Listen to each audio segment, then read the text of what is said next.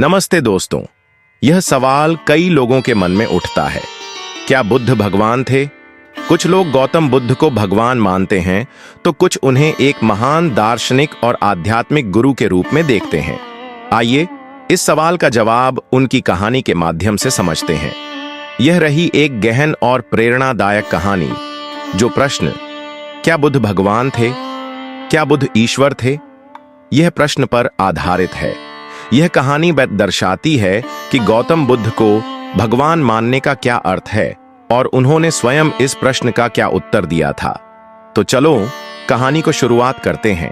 राजगृह नगरी के बाहरी भाग में एक शांत और हरियाली से घिरा वन था, वेणुवन। वहीं निवास करते थे तथागत गौतम बुद्ध। एक दिन वहां एक प्रतिष्ठित ब्राह्मण आया जिसका नाम था भद्रसेन। वह वेदों का ज्ञाता था, यज्ञों का आचार्य था और संपूर्ण जनसमाज उसे एक ब्रह्मज्ञानी मानता था। वह वसंत ऋतु की सुबह थी। राजगृह की हवाओं में शांति घुली हुई थी, लेकिन एक ब्राह्मण के हृदय में उथल पुथल मची थी। उस ब्राह्मण का नाम था भद्रसेन, मगध के सर्वोच्च वेद पाठी आचार्य, जो 33 उपनिषदों का भाष्य कर चुके थे, जिनके मुख से बोले गए मंत्रों से अग्नि प्रज्वलित होती थी और राजा अजात शत्रु तक जिन्हें विज्ञानी ऋषि कहकर सम्मान देते थे। भद्रसेन ने अपना ऊंचा जनेऊ ठीक किया, तिलक लगाया और अपने शिष्यों को छोड़ अकेला वेणुवन की ओर चल पड़ा। वेणुवन पहुंचना जैसे किसी अन्य लोक में प्रवेश करना था। वहां न कोई शंख था, न धूप, न घी से भरे हवन कुंड, बस बांसों की मधुर सरसराहट और पक्षियों की चुपचाप साधना। वहां बुद्ध एक वृक्ष के नीचे ध्यानस्थ बैठे थे, शून्य में दृष्टि किंतु भीतर पूर्णता। न कोई अभिमान, न आकर्षण, बस मौन। भद्रसेन उनके चरणों में बैठ गया और बोला, हे तथागत, समाज आपको भगवान कहता है, आप क्या हैं? क्या यह सब ज्ञान सत्य है? क्या बुद्ध वास्तव में भगवान है? लेकिन आज उसके हृदय में एक प्रश्न ज्वालामुखी की तरह धधक रहा था। क्या बुद्ध भगवान है? वह बुद्ध के चरणों में बैठ गया और विनम्रता से बोला, हे तथागत, कई लोग आपको भगवान कहते हैं, कुछ आपको विष्णु का अवतार मानते हैं, कुछ कहते हैं कि आप केवल एक महाज्ञानी मानव हैं। कृपा करके आप स्वयं बताएं, क्या आप भगवान हैं? बुद्ध ने उसकी आंखों में देखा। एक गहरा मौन छा गया, शांत नेत्रों में जैसे सारा ब्रह्मांड ठहर गया हो। बुद्ध ने अपनी दृष्टि उसकी ओर उठाई, जैसे हजारों जन्मों की करुणा उन आंखों से झर रही हो। बुद्ध बोले, भद्रसेन, न मैं देव हूं, न गंधर्व, न यक्ष, न कोई अवतार। मैं एक जागा हुआ मनुष्य हूं। बुद्ध। भद्रसेन ने चौंक कर पूछा, तो क्या आप ब्रह्म नहीं हैं? बुद्ध मुस्कुराए, यदि ब्रह्म वह है जो सर्वज्ञ है, सर्वदर्शी है, सर्वशांत है, तो वह अवस्था तुम्हारे भीतर भी है। मैं केवल तुम्हें याद दिला रहा हूं कि वह शक्ति तुम में भी निहित है। भद्रसेन स्तब्ध रह गया। ब्राह्मण चकित हो उठा, तो फिर आप क्या हैं प्रभु? बुद्ध ने मुस्कुराते हुए कहा, मैं एक जागा हुआ मनुष्य हूं, बुद्ध हूं, जिसने अज्ञान की नींद को त्याग दिया, जिसने अपने भीतर के तम को प्रकाश में बदल दिया। भद्रसेन ने पूछा, तो क्या जो जाग जाए वह भगवान नहीं कहलाता?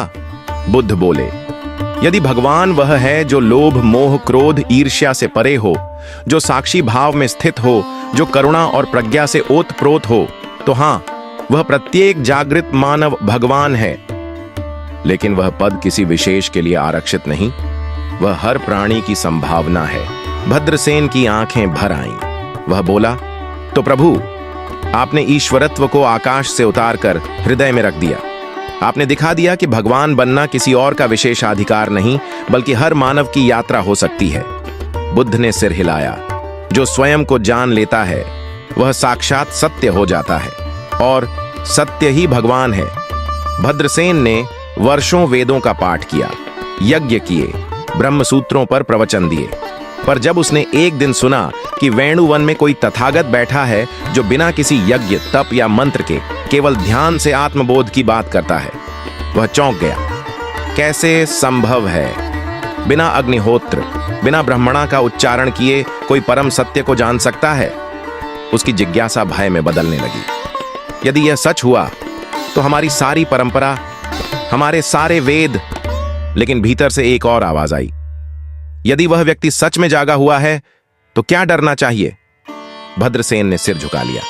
आज उसे केवल उत्तर नहीं मिला था, आज उसने स्वयं को पा लिया था। अध्याय 4, आत्मसंघर्ष और ज्ञान की जड़ें। भद्रसेन के भीतर शंका और विस्मय का संग्राम चल रहा था। यदि यह सत्य है तो मेरे समस्त शास्त्र केवल संकेत हैं? क्या बुद्ध ने उस सत्य को प्रत्यक्ष कर लिया है जिसकी हमें केवल कल्पना थी? वह बोला, हे बुद्ध, यदि आपने सब कुछ त्याग कर सत्य को पाया तो क्या मेरा संचित ज्ञान व्यर्थ है? बुद्ध बोले, ज्ञान व्यर्थ नहीं होता, लेकिन यदि वह अहंकार में बंधा हो तो वह बंधन बन जाता है। ज्ञान जब मौन में उतरता है तब वह बुद्धि नहीं, प्रज्ञा बनता है। भगवान की परिभाषा। भद्रसेन ने अंतिम प्रश्न किया, क्या आप भगवान हैं? बुद्ध ने उत्तर दिया, भद्रसेन, यदि भगवान वह है जो क्रोध, लोभ, मोह, ईर्ष्या से मुक्त है, जो करुणा से ओतप्रोत है, जो दूसरों की पीड़ा को अपनी पीड़ा मानता है, तो हां, मैं वह हूं। परंतु यह कोई विशिष्टता नहीं है, यह हर प्राणी की संभावना है। भगवान कोई शक्ति नहीं जो बाहर से आती है, वह एक अवस्था है जो भीतर से प्रकट होती है। भद्रसेन का माथा झुक गया। आज तक वह सत्य को शब्दों में ढूंढ रहा था, पर बुद्ध ने उसे मौन में सौंप दिया। भगवान की परिभाषा। भद्रसेन ने अंतिम प्रश्न किया, क्या आप भगवान हैं? बुद्ध ने उत्तर दिया, भद्रसेन, यदि भगवान वह है जो क्रोध, लोभ, मोह, ईर्ष्या से मुक्त है, जो करुणा से ओतप्रोत है, जो दूसरों की पीड़ा को अपनी पीड़ा मानता है, तो हां, मैं वह हूं। परंतु यह कोई विशिष्टता नहीं है, यह हर प्राणी की संभावना है। भगवान कोई शक्ति नहीं जो बाहर से आती है, वह एक अवस्था है जो भीतर से प्रकट होती है। भद्रसेन का माथा झुक गया। आज तक वह सत्य को शब्दों में ढूंढ रहा था, पर बुद्ध ने उसे मौन में सौंप दिया। आत्मविलीनता और नया जन्म। भद्रसेन ने अपने यज्ञोपवीत को खोला, धरती पर रखा, अपने तिलक को मिटाया। आज से मैं किसी वर्ण, किसी ग्रंथ, किसी पद का अधिकारी नहीं, केवल एक जिज्ञासु हूं। बुद्ध मुस्कुराए और बोले, अब तुम वास्तव में ब्राह्मण हो, जो ब्रह्म को जानता है, न कि ब्राह्मणत्व को दिखाता है। भद्रसेन ने बुद्ध से दीक्षा ली। उन्होंने एक नए नाम से जीवन शुरू किया, सन्यासी शांतिकेतु। क्या बुद्ध भगवान थे? भद्रसेन की आंखों में वर्षों की साधना के बाद शांति आई। वह अब किसी शास्त्र में नहीं, बल्कि हर सांस में बुद्ध को देखता था। उसे अब भगवान बाहर नहीं दिखते थे, वे प्रत्येक जागृत प्राणी की दृष्टि, करुणा और मौन में प्रकट होते थे।